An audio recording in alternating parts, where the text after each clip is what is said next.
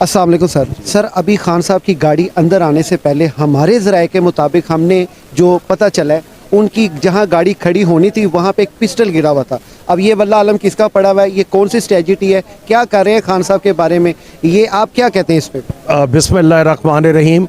जहाँ तक पिस्टल की वाली बात है, मैं अभी पहुँचा हूँ क्योंकि हमारे इत्तला के मुताबिक चेयरमैन साहब ने 2 बजे आना था।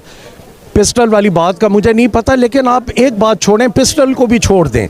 एक इमरान खान जो इस वक्त फेडरेशन को यूनाइटेड रखने के लिए आपके पास वाहिद लीडर है जो आपकी फेडरेशन को यूनाइटेड कर सकता है, वो इमरान खान है, जिसके पास एब्सोल्यूट मेजॉरिटी और लोग उनके साथ खड़े हैं।